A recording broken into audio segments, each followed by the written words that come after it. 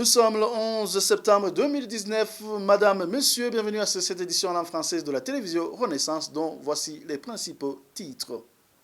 Les discours d'ON et divisionnistes ont caractérisé les autorités burundaises dans plusieurs manifestations publiques pour le mois d'août, constant du réseau des citoyens probes RCP en sigle dans son dernier rapport mensuel.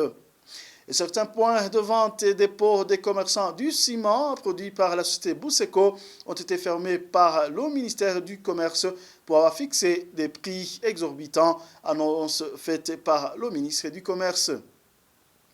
Et le pouvoir sud-africain dispose de suffisamment de ressources pour venir à bout des actes de xénophobie qui sévissent ce pays. Vous suivrez les explications d'un expert en résolution pacifique des conflits, Nestor Bidadanoulé. Et le 11 septembre, les États-Unis d'Amérique commémorent les tristes attentats de 2001 perpétrés par les terroristes d'Al-Qaïda. 18 ans après ces attentats font encore des victimes. Vous aurez les précisions vers la fin de cette édition. Encore une fois, bienvenue.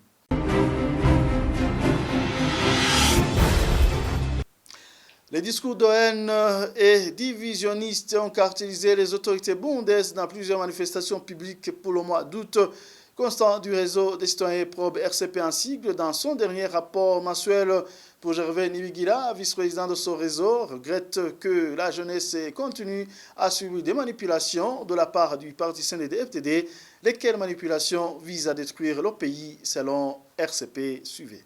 Pendant tous ces moments-là, il y avait beaucoup de discours et des slogans, surtout les slogans qui montrent qu'aujourd'hui, il y a la peur qui est devenu comme un moyen d'intimider les autres et que surtout pendant les chansons, pendant les slogans, ce sont les mots qui ne donnent pas de la paix aux opposants. Ici, nous revenons aussi sur la prière d'action de grâce qui est organisée par le président de la République et à Ouanza, où il remerciait le Dieu pour les 4 passés au pouvoir pendant le 3e mandat illégal.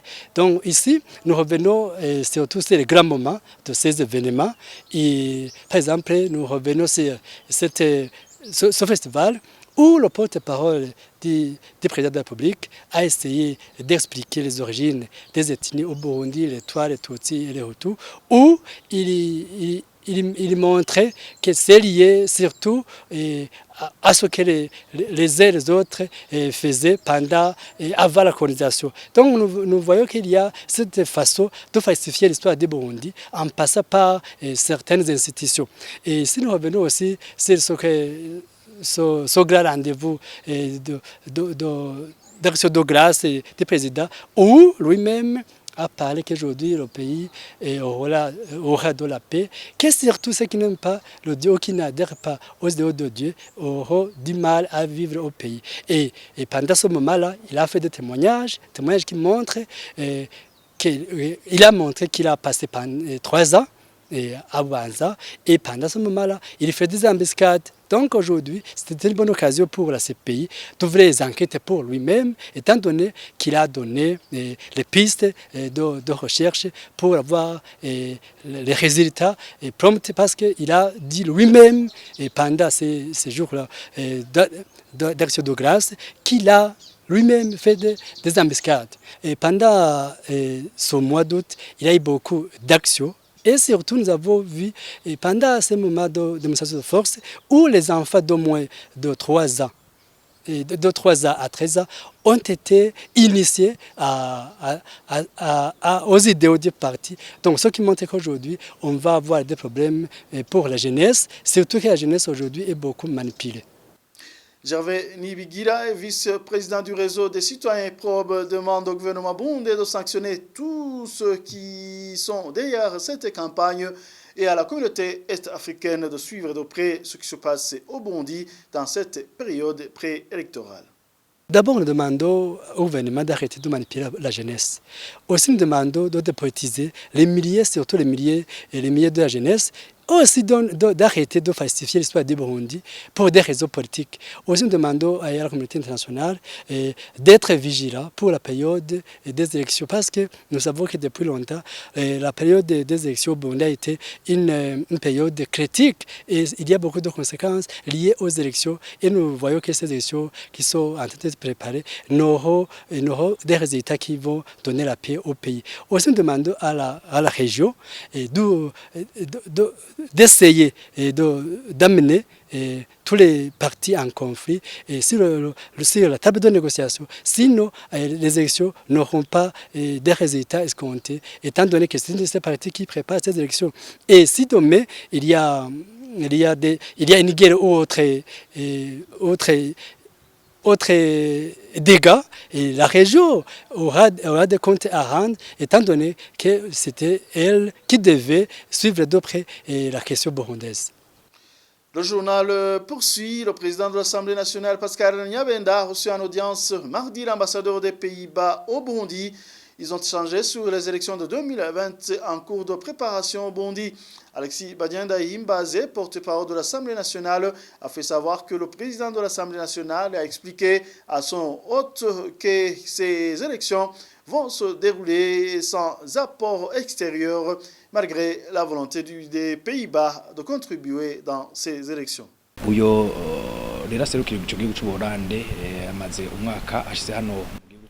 L'ambassadeur de la Hollande vient de passer un an ici dans notre pays.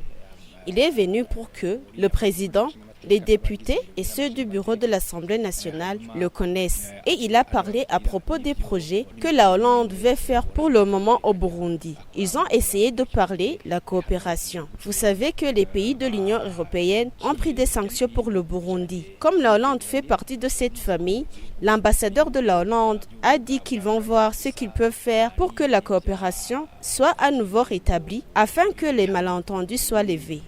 Le très honorable de l'Assemblée nationale lui a rassuré que les préparatifs vont bon train. Il lui a même signifié que pour le moment, on n'attend pas les aides extérieures, ce qui est une bonne chose car ces élections seront historiques. La Hollande voulait contribuer, mais le président de l'Assemblée lui a dit que les étrangers n'auront qu'à venir en tant qu'observateurs seulement pour constater eux-mêmes que les élections se sont déroulées en bonne et due forme, comme l'a prédit son Excellence le président de la République.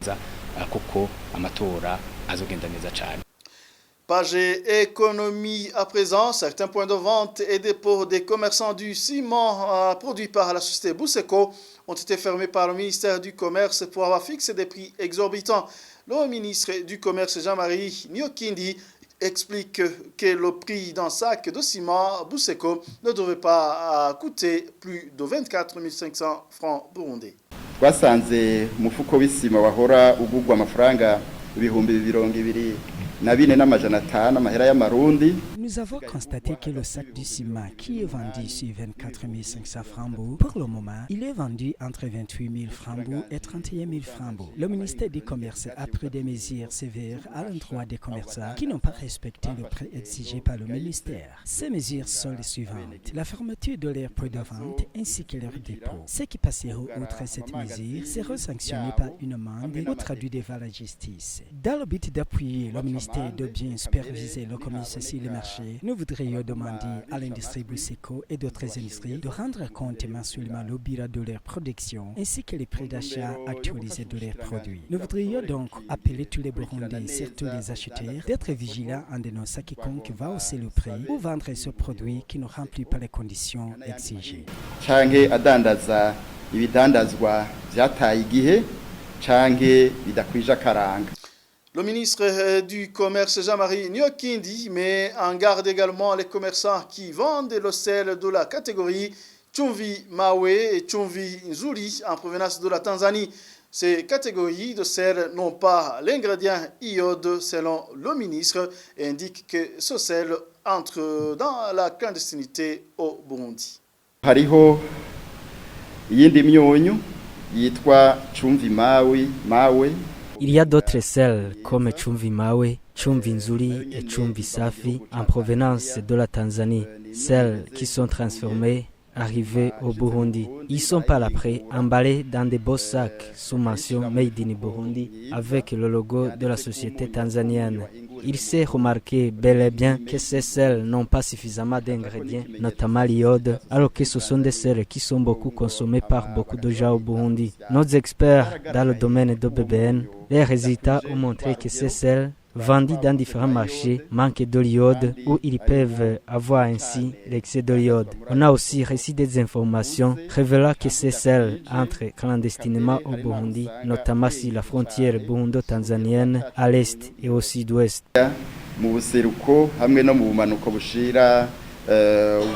Poursuivons cette édition, je vous disais dans les titres, les actes de xénophobie qui sévissent en Afrique du Sud sont une honte pour le pays.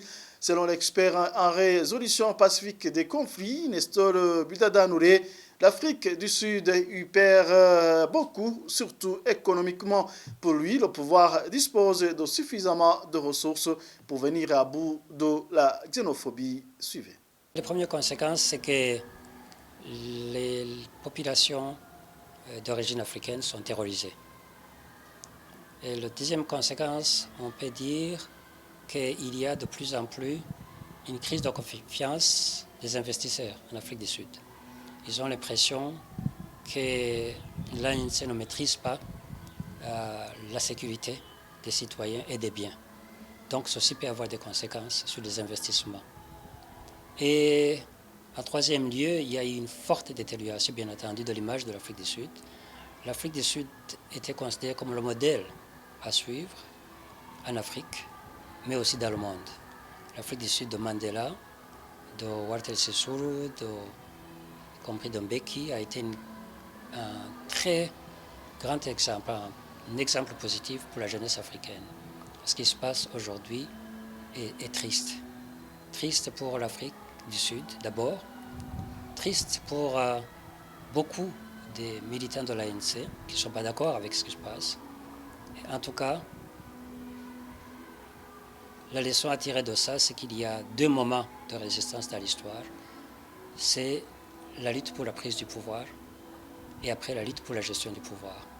On peut être un grand héros dans le processus de prise du pouvoir, on peut échouer dans la gestion du pouvoir, parce que c'est aussi un front peut-être le plus difficile et le plus complexe.